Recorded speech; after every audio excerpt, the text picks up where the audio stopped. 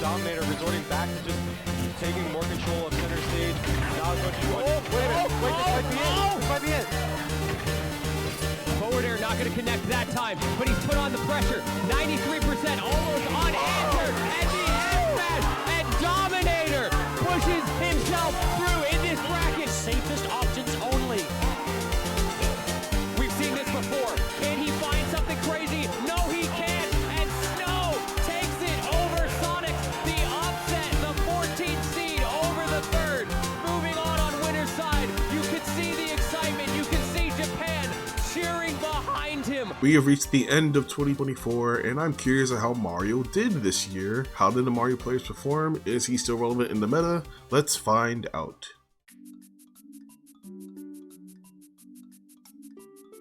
And first, we're going to be talking about Dominator. He is a Mario player from Florida and has been improving a lot. He went to 7 events this year. He got a 17th at Patchwork, beating Don Quavius, who is a Greninja player, I believe, and MPG, the Mega Man. Very good wins, very good wins. He got 5th at Plat Fight, beating Epic Gabriel, who's a top Rob player, and Gremlin, who I believe is a NES player. Also very good wins. And then his biggest win of his career, at least it feels like it, he got 13th at Circuit du CFL 4, defeating Hurt, the best snake in the world, definitely a top 10 win. He has shown that he's improved a ton. Dominator is just so consistent with his Mario. He doesn't make any terrible flubs. He will get in, he will kill you, and that's what Mario players do. He's not awkward, he's not weird. He still gets on the cheesing train that Mario players are known for, and I love watching him. He's a homie, and I think he's gonna have a great 2025. He seems to be playing pretty actively. There's no real issues there. He pretty much goes when he can. If you go to a Florida event, he will be there though, and Florida, luckily, is a great region for majors. It still has CEO, it has Let's Make Moves Miami. Honestly, very great place to be growing as a Mario player, so I'm excited to see how he does in 2025.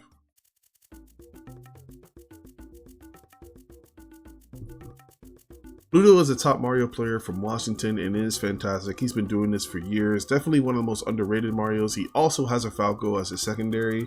He had this one weekend that he went insane. He got 7th at the pre-game, which is the pre-local to Battle of BC, where he beat Limon and MFA, losing game 5 to Doramigi. He went crazy, and you could just tell that he was ready for Battle of BC, and he got 17th, beating Marvelous Marco, a top Toon Link, beating Seesaw, and defeating Glutoni 3-0, the top Wario player from Europe, the best player in Europe. It's crazy to see him do so insane. Ludo might go under the radar, but he still is fantastic, and his 2025 looks very bright. I'm excited to see how he does. I'm excited to see him play more, and his Falco is no slouch either. It's nuts. Next, we're going to be talking about Notak from South Carolina. He's very much known as one of the most dominant players in South Carolina, right next to Peanut. I'm pretty sure those two are usually fighting for top 2. He went to 8 events this year, some top 64s, but the most notable results being his win on Ling at Riptide, his win on PK Chris at Let's Make Moves Miami, and getting 4th at Stickdrift 5, beating Alternus, Jade, and Key. I think Notak has just not had that great of a major run. I think he has more in his tank. I think he has more wins to get, but we're gonna see in 2025. He usually is very dominant in his local scene and still travels a good amount.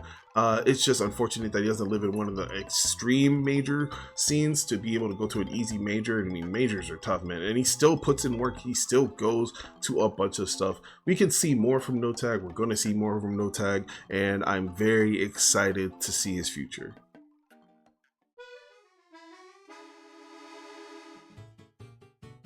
Going to talk about some Marios that didn't go to a ton this year. Superdog has beaten MK Lale, and he is a fantastic Mario player, but he only went to 2 events, but he did get 9th at S Factor 11. Still a fantastic result, still a really big tournament. Unfortunately, losing to Meister to get 9th is pretty rough. Mario Game & Watch is tough, but honestly, I'm excited to see how he does later. Brayden is a fantastic Mario player from Canada.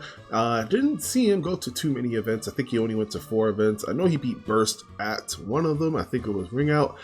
Still a great Mario player. We'll see a lot more of him in 2025. He has really great sets of riddles that I learned a lot from watching him. So I'll look out for this guy.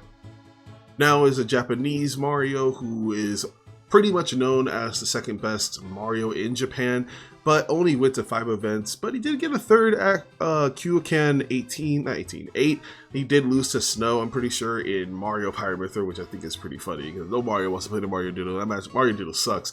But he is still a fantastic Mario player. Still keep your eye out for him. He's going to go crazy in 2025. He just needs to get to a bit more events. You see, only 5 might not sound like a small amount, but when you live in Japan and have Snow to compare to, it's very much small when you're going to see when we get to Snow. But the most quiet of all was definitely Kurama. He only went to 3 events and didn't do particularly well at any of them and just disappeared for the rest of the year. Kurama is known as the best Mario, but I think he's pretty much giving up that title to Snow right now just because he hasn't been to anything. And a few events he went to, he didn't perform particularly well, and I still have a lot of belief in this kid. He's gonna still be crazy. People are gonna sleep on Kurama because they just forget, but he's gonna show up and destroy people. I'm very sure of it.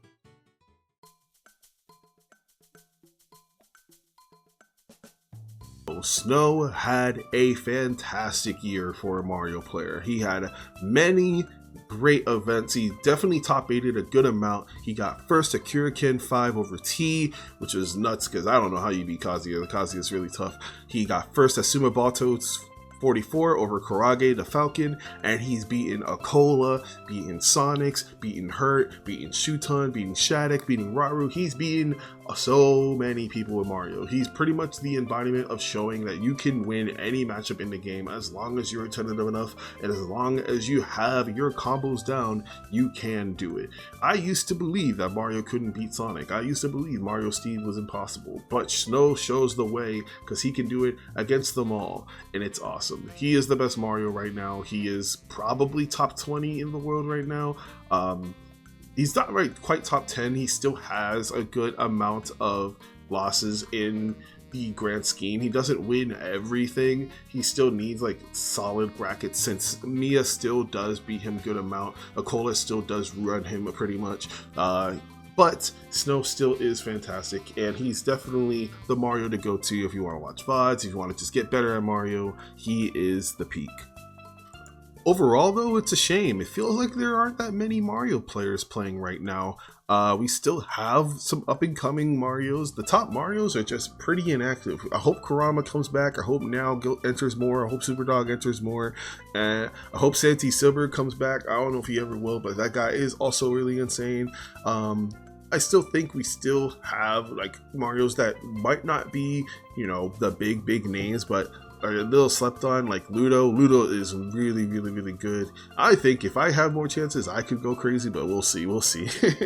But I'm excited to see Mario in 2025. There's still a lot of hope for him. He still can win. Honestly, with Snow doing so well, it's just proof that Mario can do it in this meta, and that's all we really need. That's all the Marios need to know that 2025 can be amazing.